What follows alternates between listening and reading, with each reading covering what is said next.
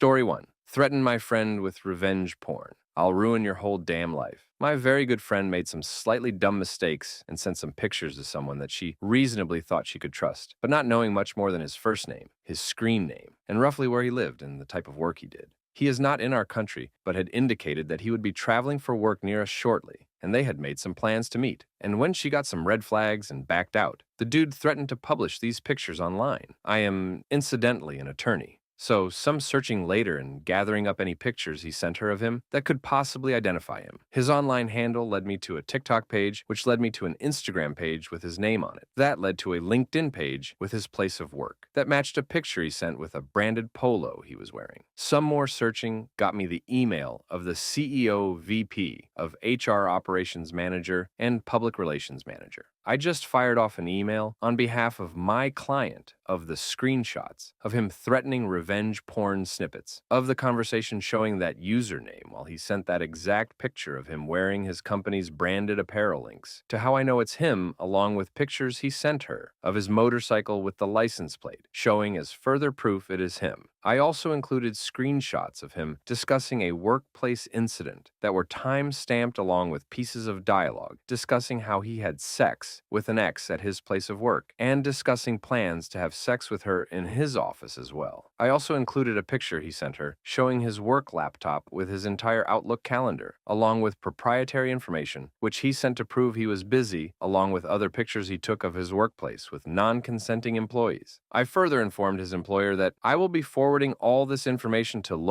them law enforcement, and since he had indicated that he would be traveling to the United States soon, we'll also forward this to the local office of the Federal Bureau of Investigation, as since my client is a U.S. citizen on U.S. soil, these threats constituted a federal crime. So should they continue with his employment and continue with their plans to send him to the United States for work, I will ensure on behalf of my client that federal law enforcement is waiting for him on arrival, which I will do as one of the assistant U.S. attorneys for this region is a law school buddy of mine. Since I have his license plate, I know where he lives and will be contacting his local authorities tomorrow. You dumb motherfucker, thinking you were hiding around anonymity? Thinking you could threaten my friend? It took me 45 minutes to destroy your life. Story 2. Revenge on an asshole that threatened me with my children. To begin with, I have joined a gaming Facebook group to meet new friends and find people of my gaming prowess to play together. It was a very warm community where we came out for gatherings, played games together, and basically, we are very close. Until one day an asshole joined the community. Let's name him Mr. K. Mr. K is a typical asshole. He's a very self-entitled person, feeling that he is right all the time,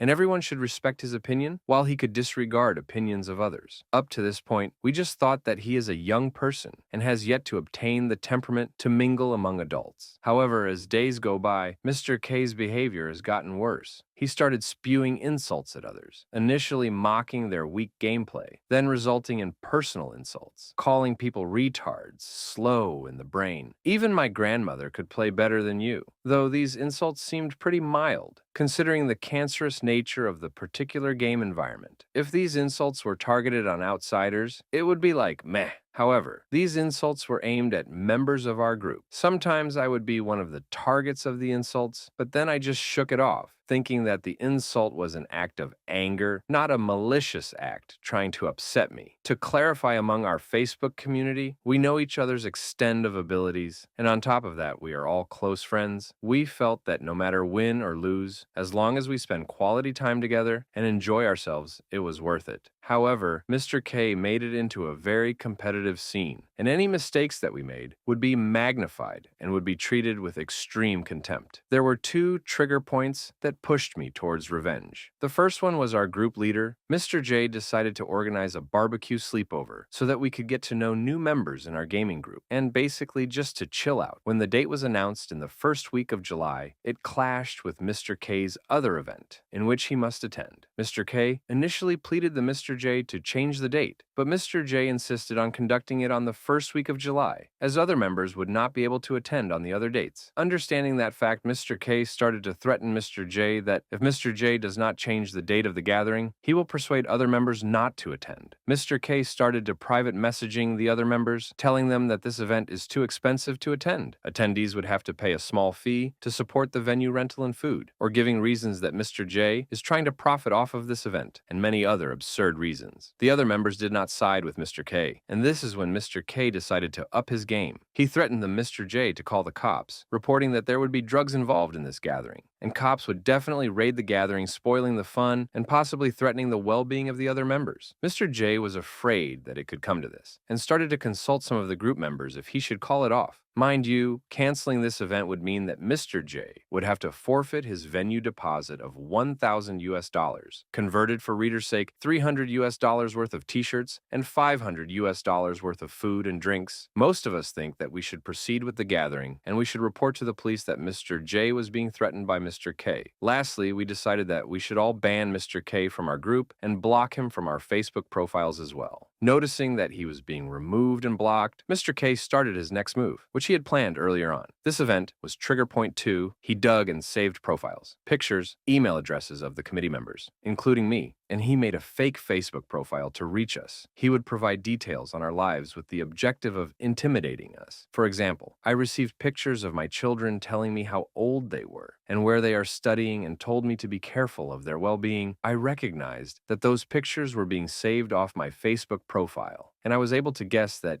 it was Mr. K whom did this. I was not afraid of this threat because Mr. K lives 150 kilometers away from me. However, some of the other members live near him and has met up with him in real person, and they were terrified on what Mr. K would do to them or their property or their family members. Despite knowing that the fake Facebook profile belongs to Mr. K, we are not able to report this to the police due to 2 reasons. We cannot provide solid proof that the threat was sent by Mr. K. The law in our country does not protect us against virtual threats. Knowing that we cannot pin down Mr. K in the proper lawful way, I started to plot my revenge. I unblocked Mr. K from Facebook and started to do some snooping around on his profile. I have found a picture, to be exact, a picture of a police report in which he did not censor out his name, ID number, phone number, and house address. With these info, I thought, let Mr. K have a taste of his own medicine. To lay the foundation of how my revenge works, there are several things you have to understand about my countrymen when it comes to Facebook posts. We are social media vigilantes. We do not check facts on Facebook posts, and we believe everything that is posted on Facebook. Coincidentally, during the same week, there was an uproar in social media. There was a viral video about a car who was trying to use the emergency lane to cut the traffic, and when a motorcyclist tried to stop the car from doing so, the car decided to run over the motorcyclist. The citizens of my country were trying to identify the owner of the car. That was my cue. I created a fake Facebook profile, furbished it with photos and posts, and I went to the viral video thread and I claimed that Mr. K, listing down all his personal details, is the owner of the said car. My revenge was to let Mr. K take the blame of the car that ran over the motorcycle. My false claims went viral. Immediately, everybody was sharing details on Mr. K like mad, and these were some of the actions that the netizens did. A lot of them called up Mr. K on his mobile phone, mocking him for doing such a heinous act. Reporters started to call Mr. K to ask for interviews on why he would run over a motorcyclist and escape. Some extremists went to Mr. K's house, took photos of his house, his family members, their car plate numbers, and published them on Facebook for shaming purposes. Some even called his employer to complain to the HR department that Mr. K acted in such atrocious manner. One of our group members did it. Mr. K's Facebook profile and photos were being shared publicly to shame him. Some netizens dug up even more of his personal details, like how many police fines he did not pay, and reported to the police for allegedly running over a motorcyclist and on the unpaid fines. All of the above happened within a time frame of 3 days. Both his life and his family members' lives were deeply affected by the chain reactions from my false claims on Mr. K. He eventually went to the police to file a report against the fake Facebook profile, framing him for the act that he did not do. However, it was too late to stop the harassment from coming. There was one last thing to do. I called Mr. K's parents using a private number, letting them know that Mr. K is an asshole on the internet, and this incident was one of the retaliations from someone who hated Mr. K. After that, I called Mr. K to further provoke him, telling him to fuck off when it comes to issuing empty threats. Then I slammed my phone. I will try to answer any questions or clarify stuff that was unclear on my writing too long. Didn't read, some internet guy was being an asshole and threatened my family members. Busted his ass by letting him take blame for running over a motorcyclist. Edit 1. Seems like millennial was not a suitable term to use. Update 1. The original hit-and-run driver was found 3 days after this incident happened. Some people were concerned that this could cause the hit-and-run driver to be on the loose.